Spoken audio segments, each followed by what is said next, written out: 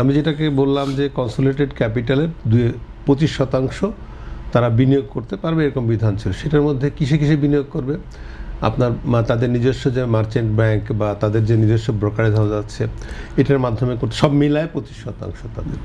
তারপরে আপনার তাদের নিজস্ব পোর্টফোলিওতে তারা শেয়ার কিনতে পারে, সরাসরি শেয়ার কিনতে পারে, বন্ড বা ডিবেঞ্চারে তারা বিনিয়োগ করতে পারে, সব মিলায় 25%। তো সেই ক্ষেত্রে আমরা ওই সময় দেখেছি, আপনার মনে আছে কিনা, ওই সময় জনকণ্ঠে সাংবাদিকতা করতেন রাজু আহমেদ, আপনাদের এখানে আছেন, সে কিন্তু একটা বড় রিপোর্ট করেছিল ব্যাংকের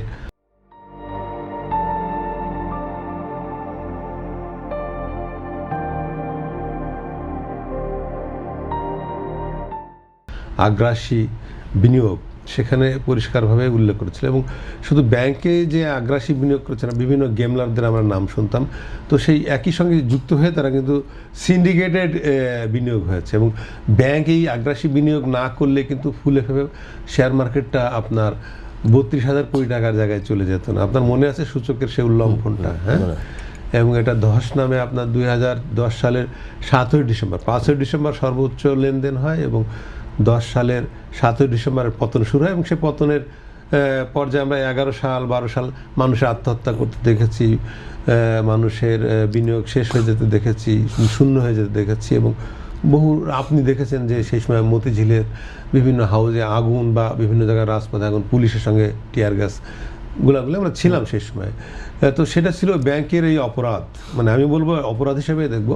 সেটা নিয়ন্ত্রণ করে না সেই সময়কার ব্যাংকের যারা নিয়ন্ত্রণ, বাংলাদেশ ব্যাংক বা নিজের ব্যাংক নিজেই এটা বিনিয়োগ করেছে, এটা অপরাধ।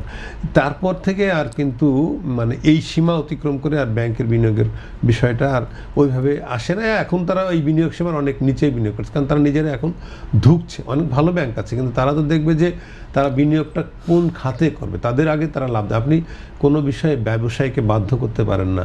তারা যে 25% বিনিয়োগ নাও করতে পারে, তাদের ইচ্ছা হলে 5%। আপনি যদি বলেন যে কেন তারা করছেন, এটা কিন্তু বলতেও পারেন না, আপনার অধিকার নেই। আপনি ব্যবসার নিয়ম হচ্ছে পরিস্থিতি আপনার তার অনুকূলে আনবেন, সে ব্যবসা করবে কি করবে তার ইস্যু। কিন্তু আপনি যদি বলেন যে কেন করছে না, এই প্রশ্নটাও আমার মনে হয় যে যৌক্তিক না। কেন করবে, তার জায়গাটা কি? তার নিজের সংকট আছে, তারল্য সংকট প্রথমত। তারপর সে যে জায়গায় যে শেয়ারগুলো কিনবে, সেই শেয়ার ধরেন যে আগে থেকে থাকা শেয়ার ভালো শেয়ার আছে, কিন্তু নতুন নতুন যে শেয়ার গত 2 বছর বন্ধ ছিল, এখনও বন্ধ আছে, কোনো আইপিও আসে নাই, সেই ক্ষেত্রে বিনিয়োগের সুযোগটা কম ছিল 2 বছরের নতুন বিনিয়োগ। এর আগে যেসব শেয়ার এসছে সেকেন্ডারি মার্কেটে বা প্রাইমারি মার্কেটেও তাদের বিনিয়োগ করার সুযোগগুলো অনেক সময় সংকুচিত হয়ে গেছে, কারণ যখন দেখেছে শেয়ারটা কেনার পরে দাম পড়ে গেছে, প্রাথমিক মার্কেটে কিনেছে, পরে সেকেন্ডারি মার্কেটে দাম পড়ে, সেই ক্ষেত্রে কিন্তু বিনিয়োগটা আবার ঝুঁকিতে পড়ে গেছে। এইসব বিবেচনা করে একটা ব্যাংক শেয়ার বাজারে বিনিয়োগ করে থাকে, তার থেকে তারা লোন দেবে অন্যান্য শিল্পায়নের ক্ষেত্রে। সেই পরিবেশটা কি বাংলাদেশে আসলে ভালোভাবে ছিল কি না গত 2 বছর এবং তার আগের বছর? বরং বাংলাদেশে ছিল একটা লুটের অর্থনীতি, লুট করছে, বিভিন্ন আমানত করে টাকা লুট করে বিদেশে পাচার করেছে, আমরা সব দেখেছি। সুতরাং সেই ক্ষেত্রে তাদের মনোযোগটা কিন্তু শেয়ার বাজারের দিকেও ছিল না। আমানতকারীদের আমানত সংগ্রহ করে বিদেশে টাকা পাচার করেছে, বা সিন্ডিকেটের মাধ্যমে টাকা আরেকজনকে লোন দিয়েছে, লোন দিয়ে সেই লোনের টাকা নিয়ে তারা পাচার করেছে, বা বিভিন্ন। আপনি আর একটা কথা যে বলছিলেন যে মানে আমাদের দেশের ব্যাংকের ওই মর্যাদা তৈরি হয়নি যে আন্তর্জাতিক মানের, যেখানে এলসি খুলে তারা আমাদের মাধ্যমে টাকা লেনদেন করবে, সেই সব জায়গায় তাদের বিনিয়োগের সুযোগটা কম। ফলে অভ্যন্তরীণভাবে যেটুকু পারে, কিন্তু শেয়ার বাজার এখনও ঝুঁকিমুক্ত না।